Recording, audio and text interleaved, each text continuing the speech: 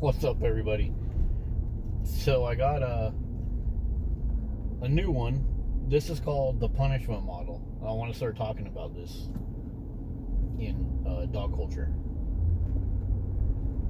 So socialist regimes and communist regimes have used this extensively, and it's always been a fail.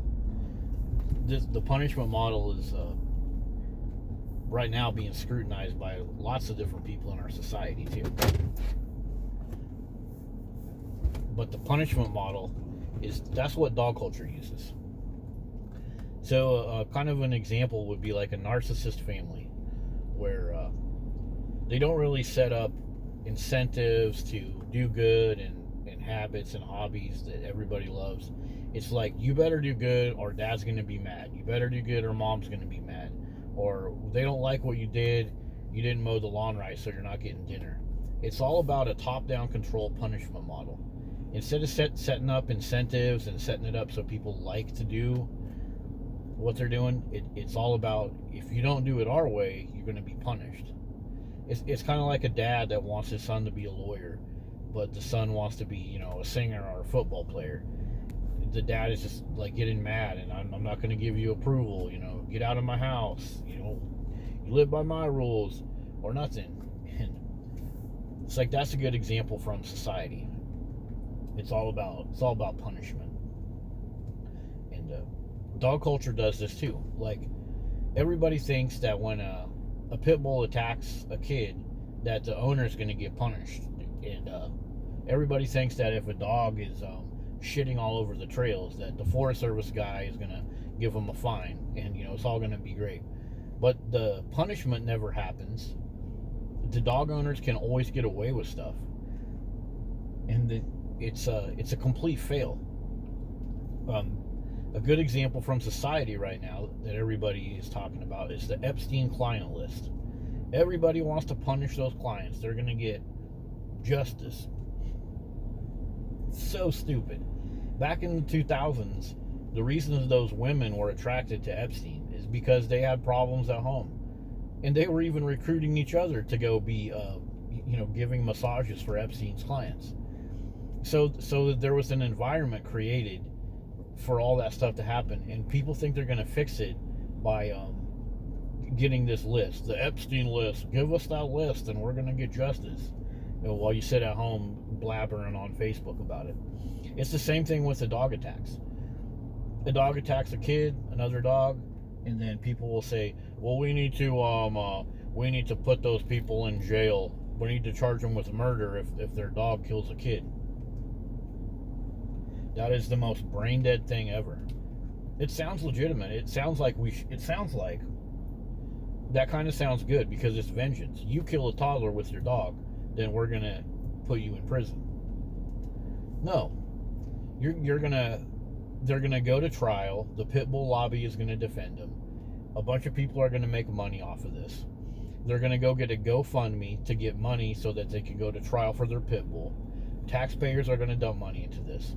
If they do go to prison, if somebody that owns a dog and it kills a toddler or puts the toddler in the emergency room, and we send him to prison, now the dog is going to go to a shelter. Taxpayers are going to pay for that. Or the dog is going to stay with the family. The family's expenses are going to go up, and the dog is likely to attack someone else. And don't even tell me that the dog is going to get euthanized, because they re-adopt out dogs that have attacked people. And now the person's in prison because their dog killed somebody. Taxpayers are paying for that. And then think about all the lawyers and GoFundMes that are making money off of that dog attack going through our legal system. Do you think that they're going to speak out against dog attacks? Nope, because that's a big source of their income. It's a big source of, they can raise property taxes to pay for prison time for dog attack people that are in prison. They're gonna be fine with dog attacks. They're gonna grow the big government, and they're gonna say, if you're a lawyer or you're running a GoFundMe campaign, you're going to go live in a neighborhood that has the most dog attacks, because that's where you're going to make the most money. Until so many people finally get maimed by dogs that you don't have any taxpayer base. But yeah, the punishment model is just worthless. And another thing about the punishment model in dog culture, we punish ourselves freaking daily. Dog owners go broke. They're in the emergency room, 4.5 million emergency room visits per year, 27,000 face surgeries that we know of, toddlers getting maimed, dogs killing each other, dogs in a hoarding situation, and we're punishing our fucking selves for owning these stupid dogs. We got our houses are screwed over, our floors are messed up.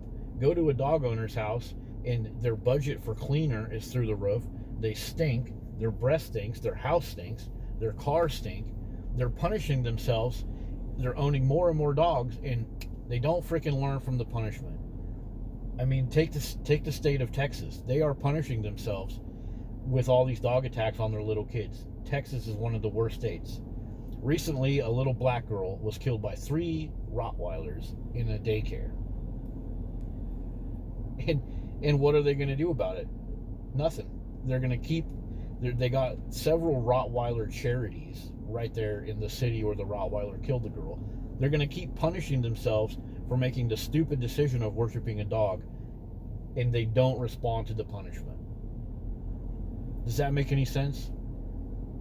The punishment that we're doing to ourselves for being giving a brood parasite full access to our funds, our property, our children, our mentality. We're punishing ourselves by doing that. And what do?